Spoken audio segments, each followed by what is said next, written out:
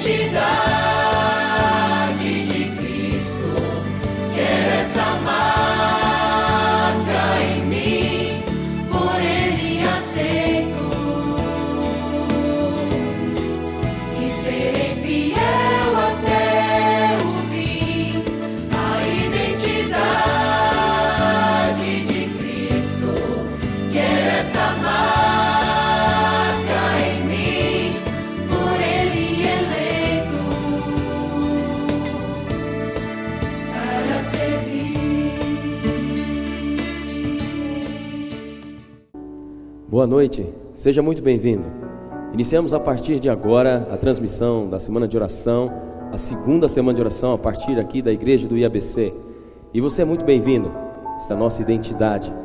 E este é um momento muito especial. E eu quero convidar a Emily para nos levar em oração.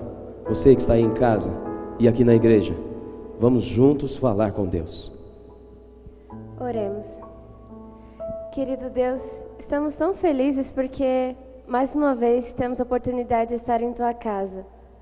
E essa semana é muito especial e melhor ainda de saber que até o próximo sábado eu vou poder, junto com todos os oração, possamos ter um encontro profundo contigo.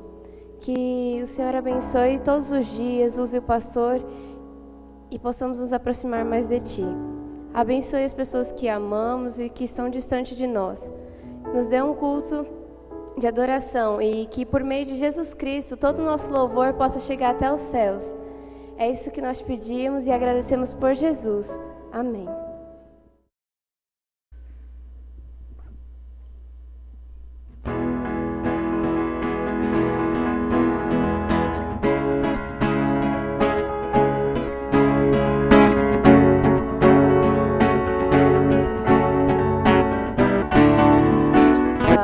Sem definição, correm livremente, sem limites na escuridão. Antes que o dia possa se contar, no início e trouxe forma ao vazio. E pra que houvesse vida, disse Deus: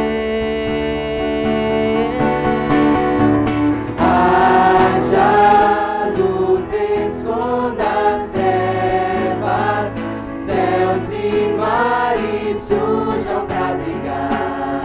A vida que hoje nasce em mim, sejam muitas cores.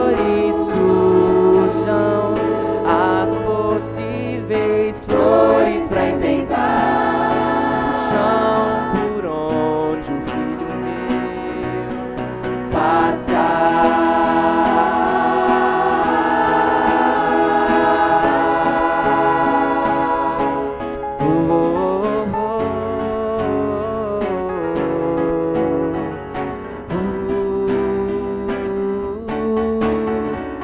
Pelo universo a voz, cada criatura com seu jeito reconhece Deus. Sem nossas palavras fazem entender, toda a existência teve início no poder de um Criador.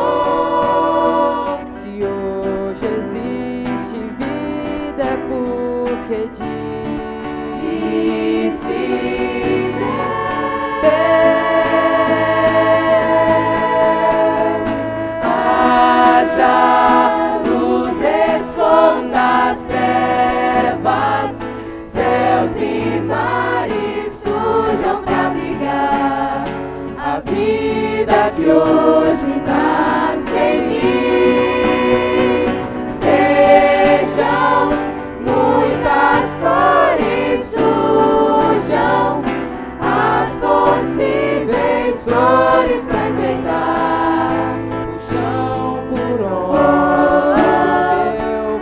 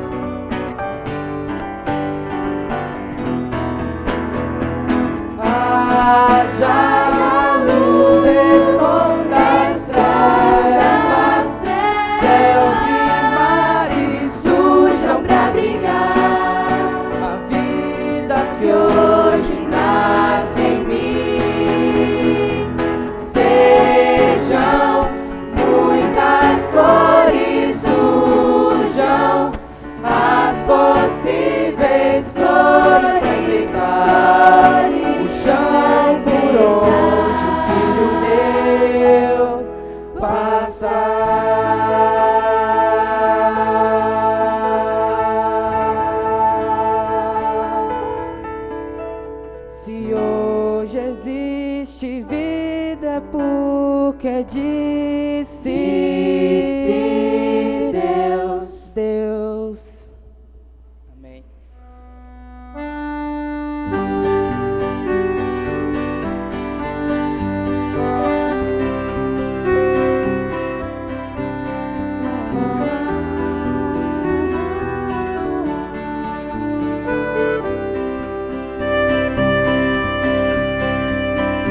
Passa o tempo, passam horas, gira o mundo, vira a história, folha em branco, Deus escreve coisas novas para o bem, permaneço, muda tudo, fica perto, vai embora, dói no peito, a gente chora, vai, consola sem demora. Pois alguma vez, se não para o bem daquele que ama. Deus conhece onde, sabe como te levar, o autor da vida, canta histórias belas, já escreveu a sua com final feliz. O autor da história da vida bela, a escolha é sua e o final será feliz.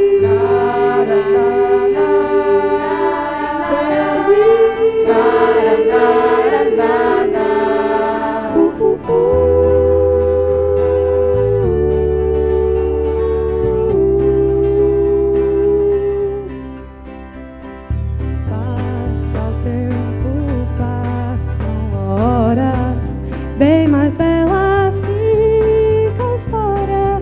Não que seja diferente, mas com o tempo a gente aprende A ver a vida de a outra gente aprende a ver que Deus tem sempre o certo e nos prepara para o eterno.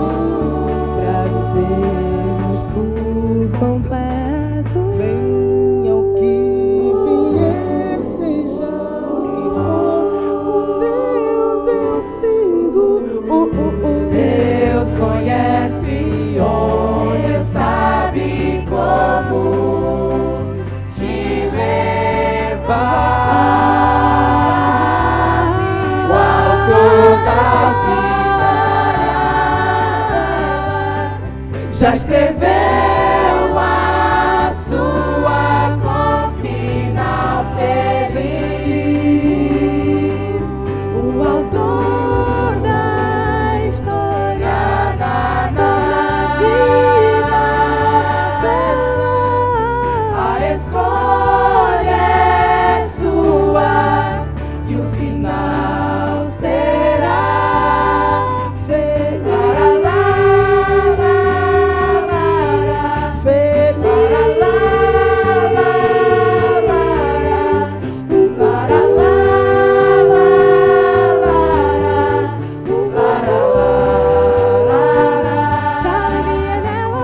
O autor da história torna a vida bela, a escolha é sua e o final será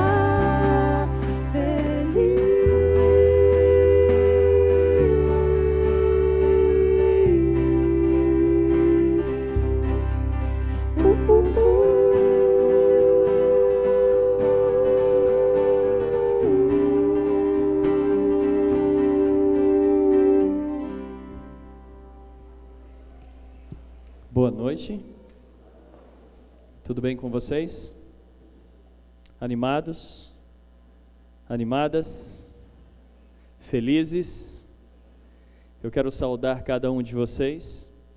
Quero saudar cada um de vocês que estão acompanhando pela internet, online, que estão distantes, mas agora estão tão perto de nós.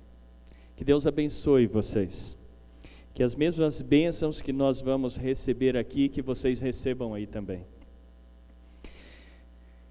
Eu sei que vocês que estão lá distante não têm o mesmo privilégio da turma que está aqui. Aqui nós podemos cantar com bastante alegria, com vibração, nós podemos refletir naquilo que está acontecendo, nas letras dos hinos, assim como vocês, mas é um ambiente diferente. E é um privilégio para nós estarmos aqui. É um privilégio para vocês estarem aqui. Hoje nós recebemos um grupo do Mato Grosso, que estava lá longe, foram para um concílio de família, já chegaram aí e tal. Sejam bem-vindos, viu? Sejam bem-vindos. A gente fica feliz em recebê-los aí de volta. Nós passamos uma semana juntos lá, e agora mais uma semana juntos aqui. Abra sua Bíblia no livro de 2 Reis, capítulo 18, verso 1. 2 Reis, capítulo 18, verso 1. Aqui vem trazendo mais um aspecto da identidade de um jovem cristão.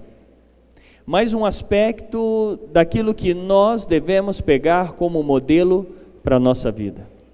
Daquilo que nós podemos tirar como lições e dizer: isso aqui é importante para que eu seja diferente, ou para que eu faça uma abordagem diferente, ou para que eu alcance pessoas de forma diferente, ou para que eu faça a diferença e nunca me sinta diferente. Aqui diz assim, 2 Reis, capítulo 18, verso 1. No terceiro ano de Oséias, filho de Elá, rei de Israel, começou a reinar Ezequias, filho de Acás, rei de Judá. Tinha 25 anos de idade quando começou a reinar, e reinou 29 anos em Jerusalém. Sua mãe se chamava Abi e era filha de Zacarias. Fez ele o que era reto perante o Senhor, segundo tudo o que fizera Davi seu pai. Removeu os altos, quebrou as colunas, deitou abaixo o poste ídolo, e fez em pedaços a serpente de bronze que Moisés fizera. Porque até aquele dia, os filhos de Israel lhe queimavam incenso e lhe chamavam de Neustã.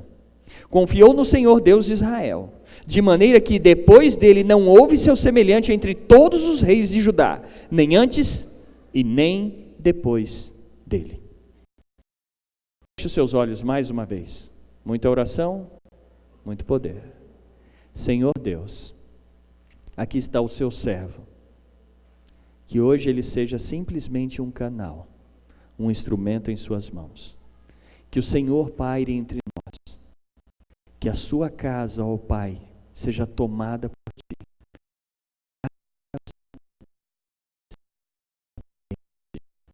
Que cada mente seja influenciada. Pedimos em nome de Jesus. Esse texto, ele fala sobre um cara chamado Ezequias. Ezequias, ele é conhecido pelas coisas que fez e pelas coisas que deixou de fazer. Isso é fato. Porém, eu gostaria de enfatizar sobre um aspecto do reinado de Ezequias, que deve ser imitado, que deve ser exemplificado, que deve ser estudado e que deve ser colocado em prática por nós hoje. O texto diz assim, no terceiro ano de Oséias, filho de Elá, rei de Israel, começou a reinar Ezequias, filho de Acás, rei de Judá. Tudo complicado esse primeiro verso, né? Mas o verso 2 já fica mais fácil. Diz assim, tinha ele 25 anos de idade quando começou a reinar e reinou 29 anos em Jerusalém. Ezequias nasceu, cresceu e sabia perfeitamente quem ele seria e o que ele iria fazer. Eu não sei se vocês já perceberam, mas todas as vezes que eu paro para conversar com alguns de vocês, quando nós começamos a conversa, eu digo assim: você vai fazer o quê? E aí você me responde: eu vou fazer medicina, eu vou fazer contabilidade, vou fazer teologia, vou fazer direito, vou fazer isso, vou fazer aquilo. Legal. Ezequias, ele sabia o que ele iria fazer. Ele sabia que um dia ele seria rei, como muitos de vocês sabem que um dia serão médicos, serão advogados, serão contadores, serão dentistas, serão pastores, serão professores e terão profissões diferentes. Ezequias sabia que um dia seria rei e ele se preparou para isso. Ele fez o primeiro grau, ele fez o segundo, ele fez uma faculdade de administração, depois ele fez uma pós em gestão pública e na idade certa ele, assumiu o trono, se tornou rei. E Ezequias foi um rei diferenciado de todos os outros. O texto aqui, só para vocês terem uma informação, ele diz assim, sua mãe se chamava Abi e era filha de Zacarias. A minha pergunta quando eu li esse verso é, por que o texto bíblico, todas as vezes que fala sobre um rei, quando menciona o nome desse rei, menciona o nome da mãe desse rei? Você já percebeu? Todas as vezes que fala o nome do rei, menciona o nome da mãe dele. Aqui diz assim, e reinou 29 anos em Jerusalém, sua mãe se chamava Abi e era filha de Zacarias. Pronto. E eu fiquei intrigado, e eu fui buscar essa informação, e eu percebi isso. Quer ver? Eu vou voltar aqui algumas páginas, para vocês terem essa informação.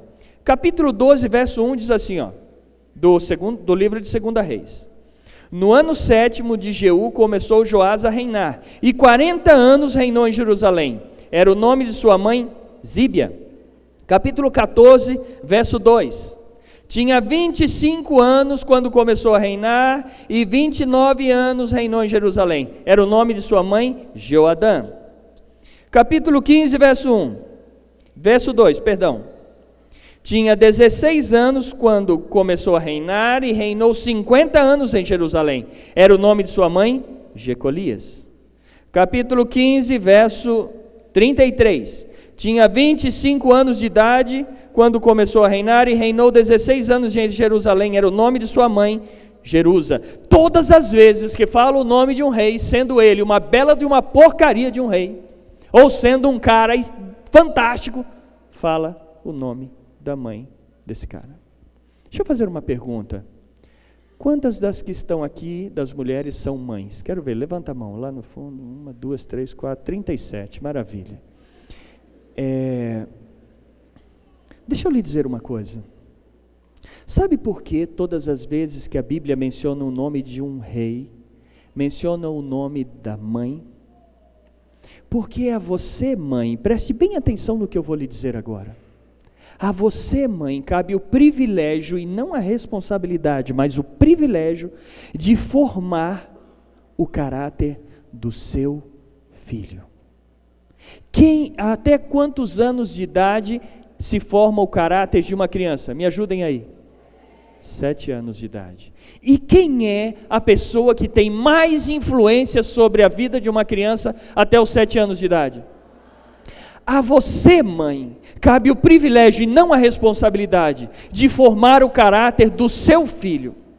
A você cabe este privilégio de formar, e por isso que Deus permitiu que todas as vezes que o nome de um rei, sendo ele uma bela de uma porcaria, ou sendo um fantástico rei, o nome da mãe seja mencionado aqui. Mas não é disso que eu vou falar, vamos em frente. Ezequias assumiu o trono quando tinha 25 anos de idade. Ele se tornou rei. Ele poderia ter reunido os ministros, ter feito um plano, um projeto extraordinário de expansão, de construir isso, construir pontes, construir estádio de futebol, construir estradas, construir prédios, mudar a capital para outro lugar. Ele poderia ter feito um monte de coisa. Mas a primeira coisa que Ezequias fez quando assumiu o trono foi uma reforma espiritual. Olha o que diz aqui. Fez ele o que era reto perante o Senhor, segundo tudo o que fizera Davi, seu pai.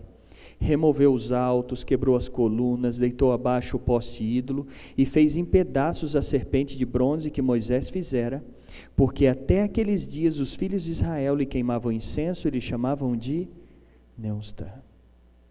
Eu sei que eu estou falando nesta noite para você que tem um sonho, e se existe algo que é extraordinário e que Deus ama de paixão, é ver você sonhar. Agora, não é aquele sonho que você deita na cama e fica olhando para o teto e sonhando. Não estou falando desse sonho. Eu estou falando de sonhos em que você coloca um sonho no coração e você vai buscar esse sonho. Você vai pagar o preço por esse sonho. Pastor, eu quero ser médica. A primeira coisa que você tem que fazer, filho, é o quê? Estudar muito. Pastor, eu quero ser um advogado. Tem que estudar muito, meu irmão. O negócio é que Deus, Ele ama ver você sonhar. Mas você diz assim, pastor, mas como é que eu sei disso? Porque Deus escreveu um manual de sonhos. E esse manual está bem aqui na minha mão. Deus escreveu um manual de como tornar coisas impossíveis em coisas possíveis. Você duvida? Olha esse manual. Um garoto desafiar um gigante. Um velho de 80 anos desafiar um faraó. Um grupo de pastores de ovelha ver um coral de anjos cantando. Isso demonstra que Deus ama ver as coisas impossíveis se tornar possíveis. E Ele quer fazer isso através de você que está aqui. Ele trouxe você para esse lugar com esse propósito: moldar você para transformar as coisas impossíveis em impossíveis. Nunca se esqueça disso. Quanto mais difícil for, melhor você será lá na frente. Tudo que é difícil hoje é fácil amanhã. Tudo que é fácil hoje, difícil amanhã. Ezequias, ele colocou em primeiro lugar uma reforma espiritual. Você quer ter êxito? Você quer arrebentar? Lá vai um conselho. Coloque em primeiro lugar no seu coração uma reforma espiritual. Talvez você diga assim para mim, pastor, mas espera aí. Eu já participei de algumas semanas de oração aqui no colégio, e todas elas, quando chega esse momento, eu faço um propósito com Deus, eu coloco o meu pedido aqui dentro, eu abro o meu coração, eu digo sobre as minhas necessidades, eu apresento as minhas deficiências para Deus, eu coloco nas mãos deles meus sonhos, mas quando as coisas vão fluindo, parece que tudo volta ao normal.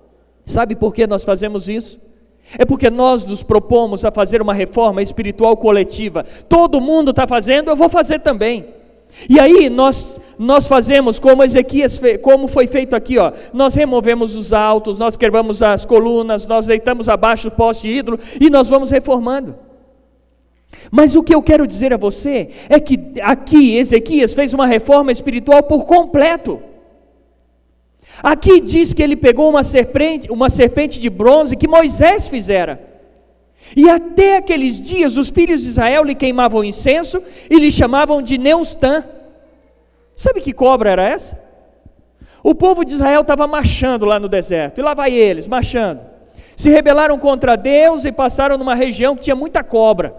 E Deus permitiu que essas cobras invadissem o acampamento, e começou a morder um, outro, e o povo foi morrendo. E aí quando a coisa ficou feia, eles foram para Deus, para Moisés. Moisés, ajuda nós, ajuda nós. E Moisés foi para Deus, Senhor, o que eu faço?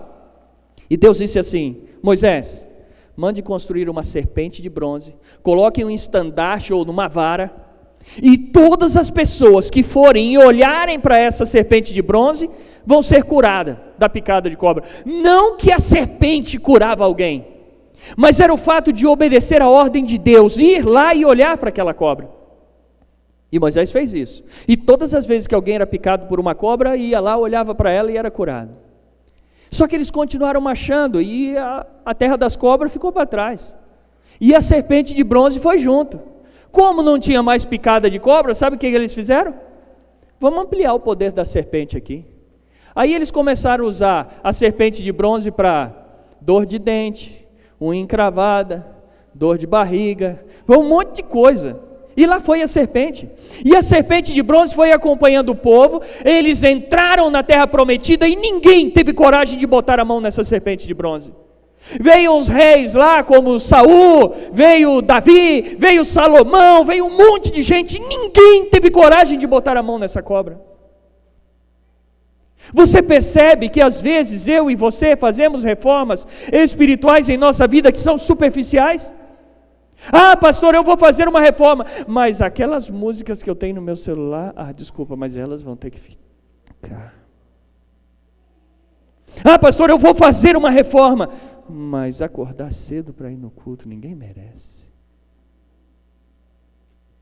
Ezequias, ele fez uma reforma espiritual por completo. Ele deitou abaixo os postes ídolos, despedaçou os altares, pegou a serpente de bronze, espedaçou ela, sapateou em cima e disse: se alguém estiver achando ruim, manda vir falar comigo.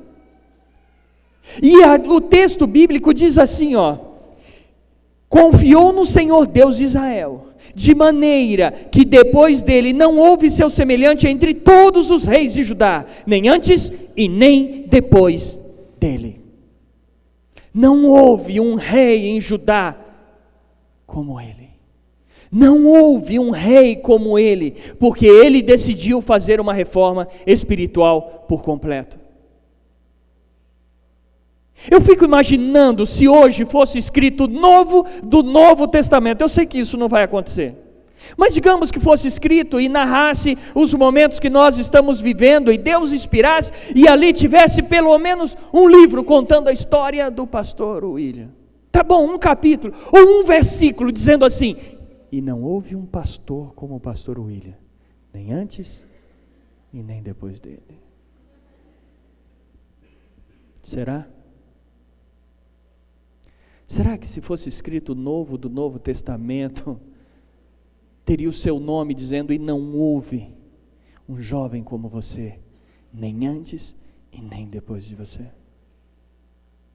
Será que se fosse escrito o livro da história do IABC, seu nome estaria figurado ali, dizendo que não houve um aluno como você?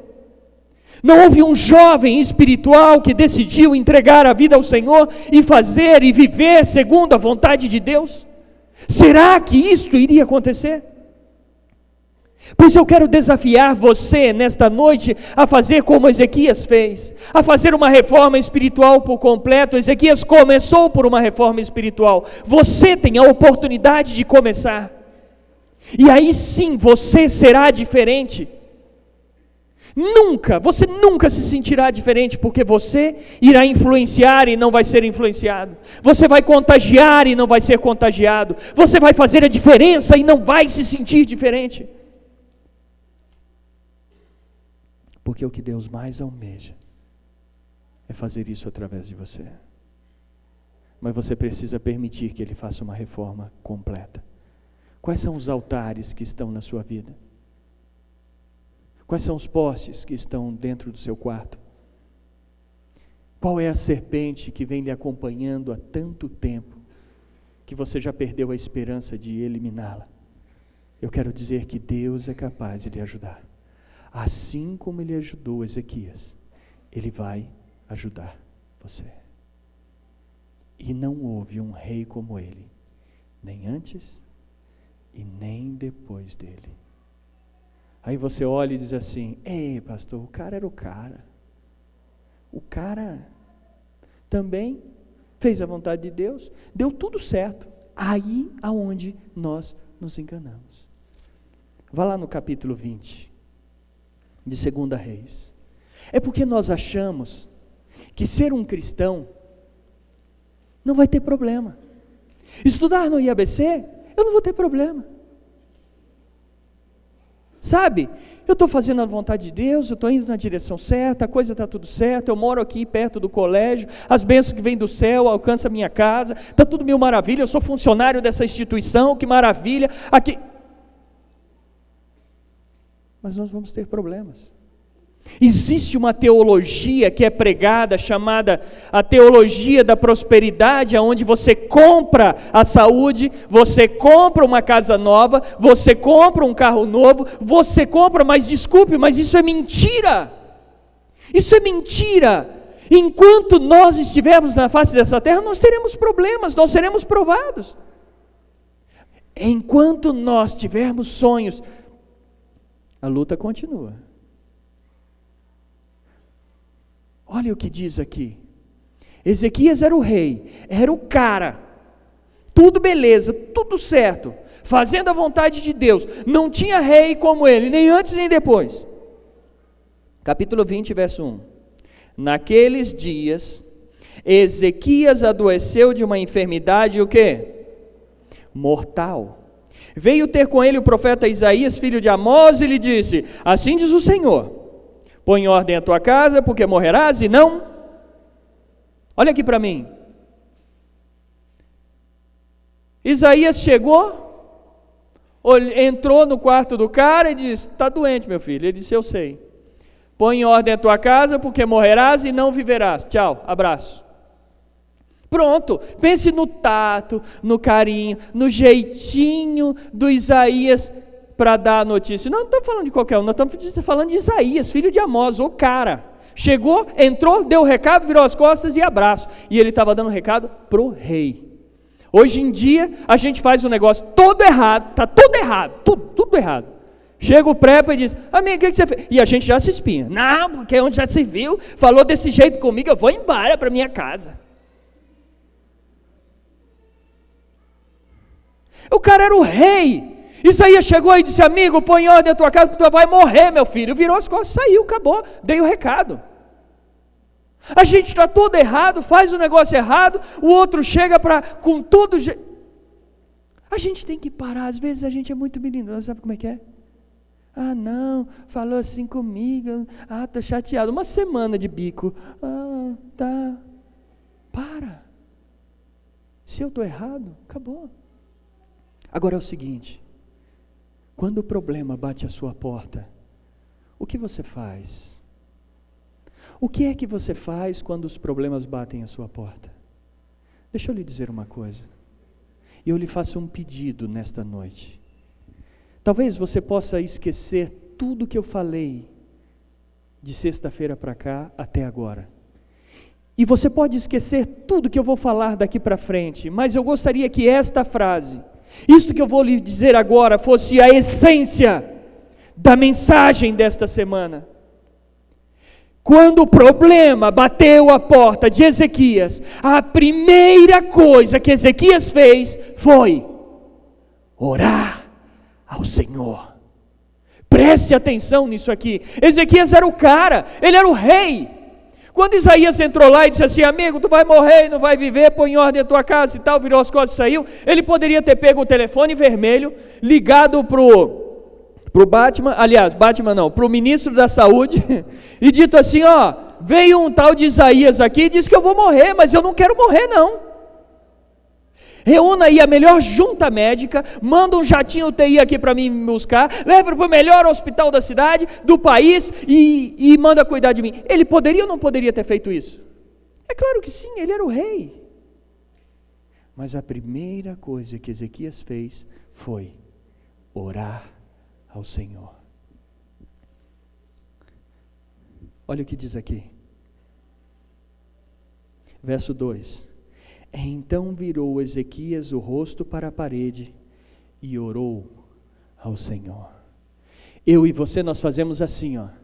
Bateu um problema à nossa porta, a gente recorre ao colega do quarto, depois a gente recorre ao outro colega, depois a gente recorre a mais um, e aí a gente chora no ombro do outro, e a gente lamenta com o outro, ou se é problema financeiro a gente corre lá no banco, faz um empréstimo, se é problema de saúde a gente enche a cara de remédio, se é não sei o que, e a gente vai resolvendo os problemas. Depois que a gente recorre a todas as possibilidades, aí a gente se lembra: peraí, oração.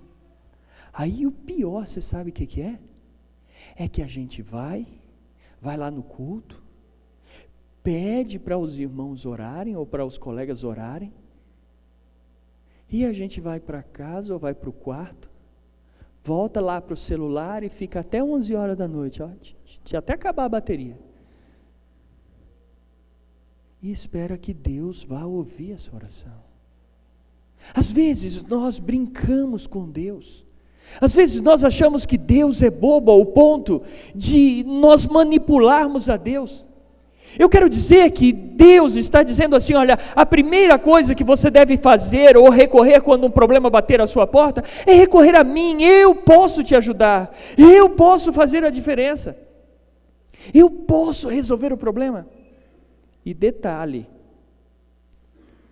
olha a oração que o cara fez. Será que eu e você teríamos a coragem de fazer uma oração dessa? Verso 3 do capítulo 20 diz assim, ó: lembra-te, Senhor, te peço, de que andei diante de ti com fidelidade e com inteireza de coração, e fiz o que era reto aos teus olhos. E diz assim: e chorou muitíssimo. Lembra-te, Senhor, te peço, de que andei diante de ti com fidelidade, com inteireza de coração, e fiz o que era reto aos teus olhos. Eu fiz tudo o que o Senhor me pediu. Eu andei segundo os estatutos que o Senhor me deu. Eu andei segundo as regras. Eu fiz a sua vontade. E chorou muitíssimo. Quando eu era pastor, lá no estado da Bahia, iniciando meu ministério, eu conheci um casal, 2 jovens. Eles estavam namorando, e os 2 iniciaram a faculdade juntos. Os 2 faziam o curso de contabilidade. E eles planejaram quando iam começar a faculdade, quando iriam terminar, quando iriam se casar, quando iriam comprar a casa, tudo planejadinho, até quando teria o filho, tudo planejadinho. Sabe como é que é, né? Esse povo de contabilidade. E aí foi direitinho, assim, tudo direitinho. E quando chegou o início da faculdade, começaram juntos, terminaram, compraram a casa, se casaram. No ano que eles planejaram, lá veio o molequinho, tudo direitinho. Ele trabalhava em uma empresa, fazendo consultoria, viajando, e ela no escritório ali na cidade. Veio o garotinho.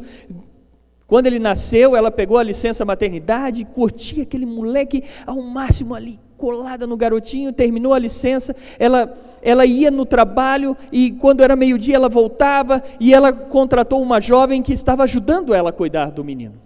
E o garotinho foi crescendo dentro desse processo.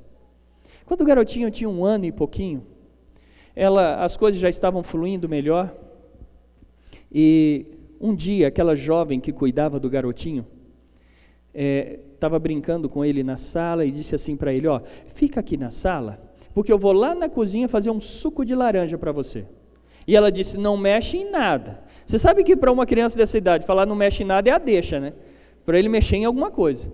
E ela saiu, e o garotinho deu uma geral assim na sala, não viu nada para mexer. Ele deu uma panorâmica em cima, e ele viu um negócio lá em cima da estante, uma estante alta de madeira maciça, cheia de livros, e ele viu um negócio lá em cima, e ele falou: é isso que eu vou pegar. E ele começou a escalar aquela estante de madeira. Quando ele estava no meio da estante, a 1 metro e alguma coisa, da minha altura, 1,90 mais ou menos assim de altura, o peso daquele garotinho fez aquela estante de madeira maciça balançar. E ela debruçou no meio da sala. Quando ela debruçou, a garota ouviu o barulho, veio correndo, levantou a estante, pegou o garoto, e ele chorava compulsivamente. Ela, desesperada, porque não sabia o que fazer para o garoto acalmar, e ele chorando, veio meio-dia, ele chorando, a tarde toda, e quando foi a tardezinha, de tanto chorar, aquele garoto dormiu. E quando ele dormiu, ela colocou ele no berço, correu, arrumou a sala, e nesse intervalo a mãe chegou. Ela, com medo de falar alguma coisa para a mãe, não falou nada, pegou as coisas dela e saiu. E assim que ela saiu, o garotinho acordou e voltou a chorar. Quando foi de manhã, ela ligou para o emprego e disse: olha, eu não posso ir, eu não sei o que aconteceu, meu filho passou a noite em claro. Durante o dia ele já começou a ter febre. Quando foi à tardezinha, a febre já não era mais controlada, ela correu para o hospital. Chegou lá, os médicos começaram a examinar, isso mais de 36 horas depois. E aí eles: vamos bater um raio-x do corpo inteiro do garoto, para ver o que nós encontramos. E quando bateu o raio-x, o médico trouxe e disse: olha aqui, mãe, quando a estante caiu, todo o peso daquela estante de madeira se concentrou todinho no braço e no ombro do garotinho. E o osso do braço e do ombro foi esmiuçado. E o médico disse assim: nós temos que levá-lo para a sala de cirurgia urgente, agora. e eles pegaram o garoto e levaram. Era uma cirurgia de várias horas. Um pouco mais de 1 hora depois o médico voltou. A mãe ficou assustada. E o médico disse assim: mãe, eu abri o braço do seu filho. E infelizmente, o braço dele já está infeccionado. E para salvar a vida do seu filho, nós temos que amputar o braço dele aqui no ombro. Aquela mãe entrou em pânico, porque ela não sabia o que fazer. Ela saiu correndo, tentando ligar para o esposo, que trabalhava viajando no interior do estado da Bahia. Ela não conseguia falar com ele. E ela tentou ligar, tentou de um jeito, tentou de outro, não conseguia. Ela voltou para o hospital e o médico disse: mãe, assine aqui a autorização para que a gente possa amputar o braço do seu filho. Ele ainda está na sala de cirurgia, nós temos que fazer isso agora. E aquela mãe virou para o médico e disse: doutor, eu vou assinar, mas amanhã pela manhã. E o médico disse para ela: mas mãe, talvez o seu filho não resista até amanhã. Ela disse: doutor, o senhor não entendeu, só vou assinar isso amanhã. O médico disse: então tá, eu vou mandar trazer o seu filho, e quando for amanhã, 6 horas da manhã, eu estou aqui. Quando trouxeram o garotinho na maca e colocaram ali no quarto, aquela mãe, ela debruçou nos pés daquela cama, e ela orou ao Senhor. E ela orou assim: Senhor Deus, se for para o meu filho crescer e se tornar um homem que não honra a sua palavra, que não vive segundo os seus estatutos, que não prega a sua mensagem, que não honra o seu nome, que não vive segundo a sua verdade, ó Deus, não tire então o braço do meu filho, mas tire a vida dele então. Mas se for para ele crescer e se tornar um homem que prega a sua palavra, que vive segundo a sua verdade, que será um instrumento em suas mãos, então restaure o braço do meu filho. E durante toda a noite aquela mulher repetiu e repetiu e repetiu essa oração. Deixa eu lhe fazer uma pergunta: quando foi a última vez que você se colocou na presença de Deus e durante uma noite inteira você orou ao Senhor por uma luta que você tem? Quando foi a última vez que você se agarrou a Deus no seu vale de Jaboque e disse assim: Senhor, eu não vou te soltar enquanto tu não me abençoares? É fácil nós pedirmos oração: pastor, ora por mim, pastor, me ajuda aí. Mas eu quero desafiar você a se agarrar a Deus e orar, e dizer: Senhor, me ajude. Eu não estou dizendo que a oração intercessória não tem poder, eu não estou dizendo isso. Eu estou dizendo que Deus quer ouvir a sua oração. Eu estou dizendo que Deus quer ver as suas lágrimas.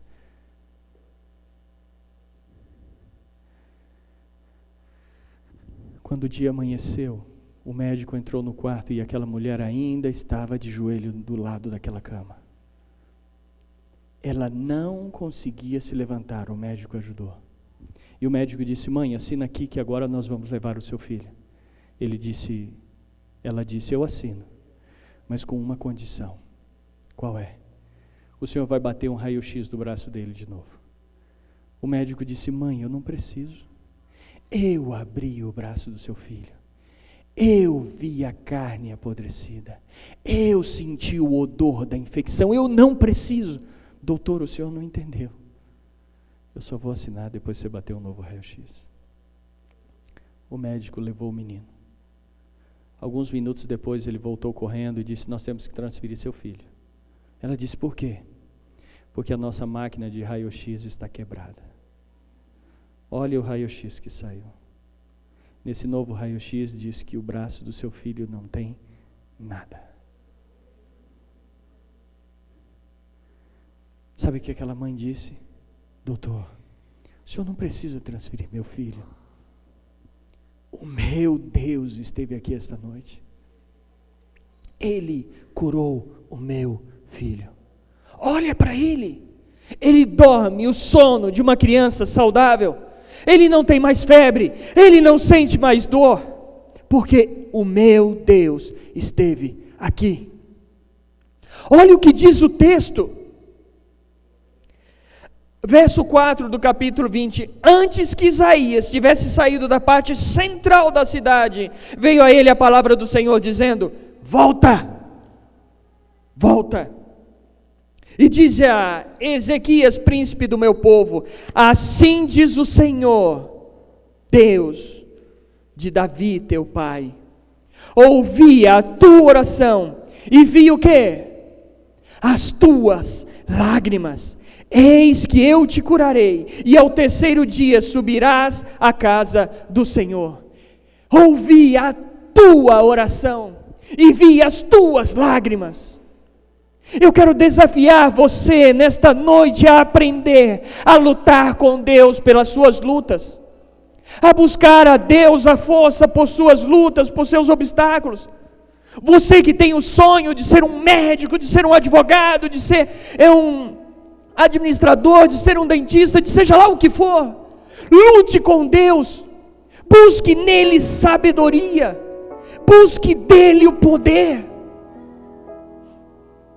Ele pode lhe dar, Ele pode fazer a diferença em sua vida. O que Ele mais almeja é ouvir a tua oração e ver as tuas lágrimas. Não faz mal você chorar perante Deus, não faz mal você abrir o seu coração, escancarar as portas da sua alma e dizer a Deus o que está lhe passando. Pelo contrário, é isso que Ele espera de você. Talvez eu esteja falando para um jovem, uma jovem que está aqui, é feliz, que não tem problemas, que está tudo certo, mas quando você volta lá para sua casa, você vê os problemas que os seus pais enfrentam, você vê as lutas que eles têm, e você chega aqui com o coração pesaroso, e você diz assim: poxa, eu gostaria de voltar lá para poder ajudar, você acaba de receber uma mega, hiper, ultra ferramenta para ajudá-los a resolver o problema: a oração. Pastor, eu estou aqui porque eu nem sei porquê. Deus sabe porque Ele lhe trouxe aqui. Porque Ele quer transformar você. Ele quer dar a você uma nova identidade.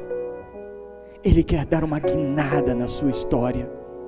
Ele quer pegar você e transformar em uma mega ferramenta nas mãos dele. Ele quer, Ele sonha, Ele almeja, mas você precisa permitir. Só você pode permitir que isso aconteça. Eu quero desafiar você agora a cantar um hino. Nós vamos cantar um hino agora que fala sobre esse tema que nós estudamos. E eu quero desafiar você. Eu não vou convidar você a ficar em pé, como nós fizemos desde sexta-feira. Você vai ficar em pé se você quiser. Você vai dizer assim: eu vou me levantar porque eu quero permitir que Deus transforme a minha vida. Eu quero que Deus faça uma reforma espiritual em minha vida. Agora, é uma reforma espiritual por completa. Não é só os postes ídolos, não é só os altares, não é só aqueles negócios superficial, é tudo. Até a serpente de bronze, tudo no mais profundo do meu celular, no mais profundo do meu coração, no mais profundo de tudo que eu carrego na minha vida. Uma reforma espiritual por completo. Ele quer fazer isso. Você precisa permitir. E você precisa recorrer a Deus para isso. Caso contrário, você não vai conseguir. Cante esse hino, se você quer que isso se torne uma realidade em sua vida.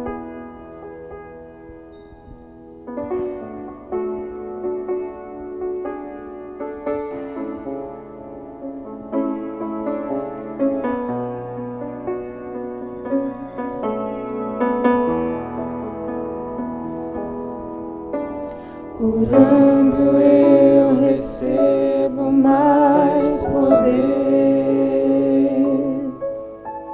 orando me entrego ao meu Deus, orando me esqueço até do mundo, sim, sinto paz em um segundo, sinto o céu bem junto a mim. Orando posso até tocar o céu, orando me entendo com meu Deus, orando digo a Ele o que sinto, ultrapasso o infinito, sigo ao trono de Deus, orando reconheço quem Tu és, meus joelhos lanço aos Teus pés, quero entregar a minha vida em Tuas mãos, uma vida de oração.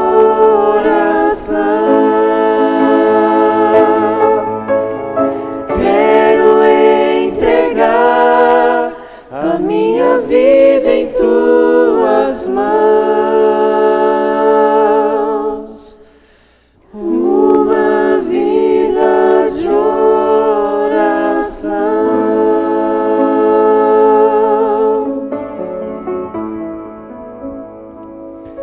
Senhor Deus, nós queremos muito sermos os Ezequias modernos, reformadores espirituais. Nós queremos e permitimos que o Senhor faça uma reforma em nossa vida. Nós permitimos que o Senhor entre em cena e nos auxilie a sermos diferentes, sermos melhores. E também pedimos que o Senhor nos dê forças para sermos oradores, para sermos aqueles que recorrem a Ti em primeiro lugar quando os problemas batem às nossas portas, para sermos aqueles, ó Pai, que influenciam, que contagiam, que façam a diferença. E eu sei que o Senhor pode fazer isso, por isso nós confiamos a Ti. E peço uma bênção especial a cada um de nós, em nome de Jesus. Amém, Senhor.